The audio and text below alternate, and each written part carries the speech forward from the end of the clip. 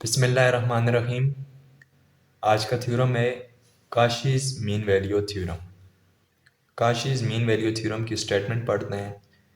If two functions F G defined on closed interval A B are continuous on closed interval a b, differentiable on open interval a b, and derivative of g of x is not equal to 0 for any x belong to a b open interval, then there exists at least one real number c between a and b such that f derivative at c divided by g derivative at c equal to f at b minus f at a divided by g at b minus g at a। तो ये है Cauchy's mean value theorem की statement. यानी अगर दो function f और g continuous हों close interval A B पर, डिफरेंशियबल हों ओपन इंटरवल ए बी पर, और कोई ऐसा पॉइंट ए बी इंटरवल के बीच में नहीं होना चाहिए जहाँ पर g का डेरिवेटिव ज़ीरो हो जाए।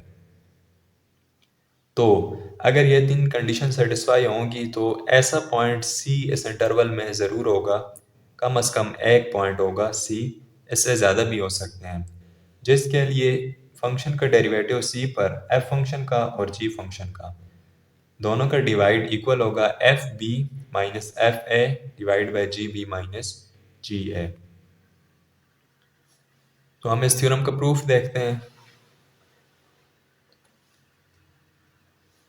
Proof: consider the function phi of X equal to F of X minus F of B minus F of A divide by G of B minus G of A G of x.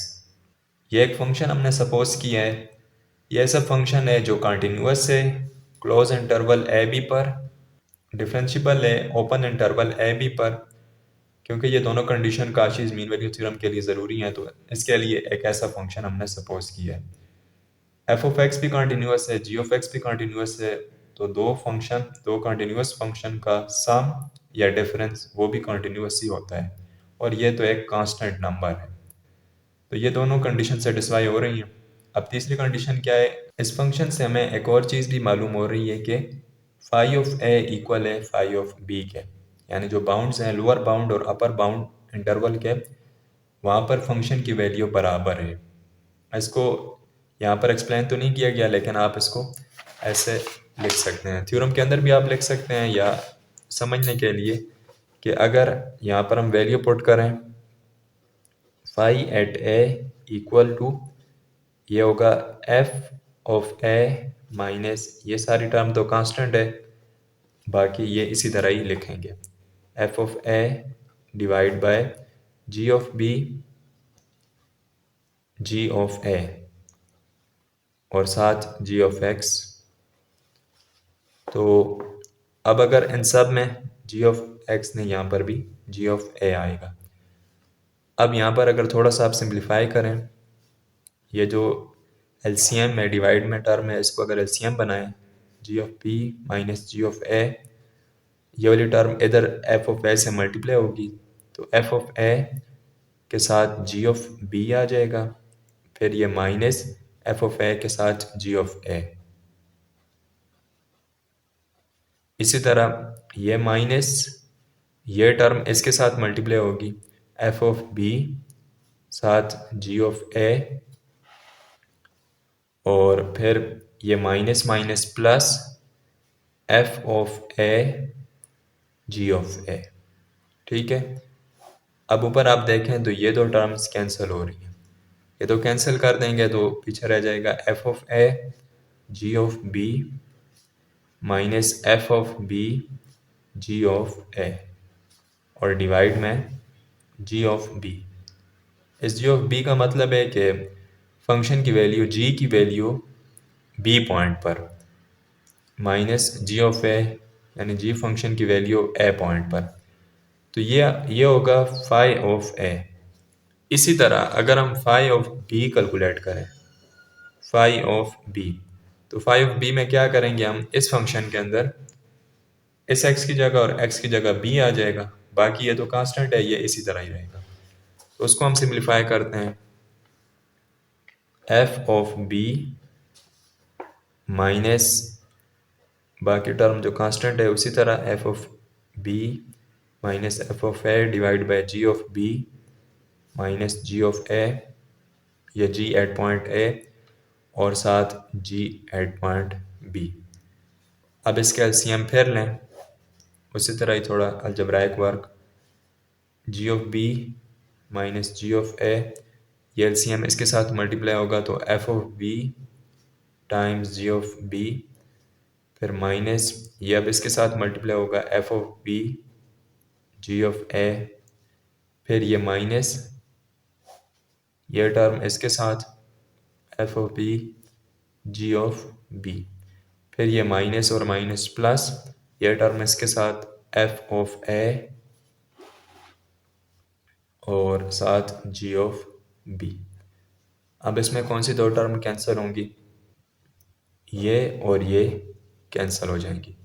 तो इसको आप इस term को पहले लिखना है F of A G of B minus बाद में ये F of B G of A और डिवाइड में जी ऑफ बी और साथ माइनस जी ऑफ ए। अब आप ये देखें और ये फाई ऑफ ए और फाई ऑफ बी दोनों सेम है तो ये डायरेक्टली यहाँ पर इधर लिखा हुआ है कि also phi of A equal to phi of B. आप ये वर्क थ्योरम के प्रूफ में भी कर सकते हैं या ऐसे भी आप लिख सकते हैं इसको। तो अगर ये तीनों कंडीशन सेटिस्फाई होंगी तो हम जानते हैं ये तीनों कंडीशन कौन से थ्योरम की हैं? रोलिस थ्योरम की। अगर किसी फंक्शन के लिए ये तीन कंडीशन सेटिस्फाई हों तो रोलिस थ्योरम के मुताबिक there exist a point C belong to open interval AB such that phi derivative at point C equal to 0।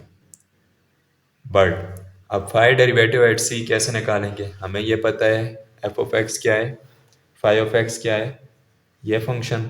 तो इसका डेरिवेटिव लेंगे, ये एफ प्राइम हो जाएगा यानी डेरिवेटिव ऑफ एफ और ये डेरिवेटिव ऑफ जी। ये कांस्टेंट है, ये इसी तरह ही रहेगा। फिर उसके बाद हम एक्स की जगह सी पुट कर देंगे, इधर भी और इधर भी। तो ये बन जाएगा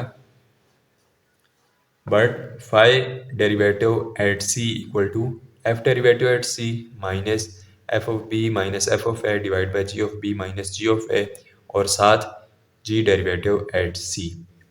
और ये किसकी इक्वल है? ज़ीरो के, यानी ज़ीरो इसके इक्वल है। ज़ीरो इस सब ये सारे टर्म ज़ीरो की इक्वल है। तो अब हम थोड़ा सा अगर इसको अरेंज करें तो F derivative at C equal हो जाएगा इस सारे टर्म के, क्योंकि यहाँ नेगेटिव है तो ये दूसरी तरफ पॉजिटिव हो जाएगी। तो हम इसको अरेंज करके इस तरह लिख सकते हैं।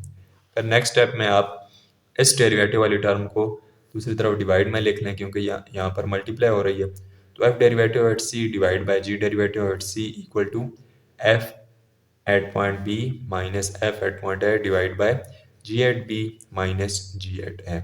और यही हमें प्रूफ करना था काशीज मीन वैल्यू थ्योरम में कि F derivative at C divide by G derivative at C equal to F derivative at B minus F derivative at A divide by G derivative at B minus G derivative at A. तो इस तरह आप Cauchy's mean value theorem, जिसे second mean value theorem भी कहा जाता है, इसे आप प्रूव कर सकते हैं।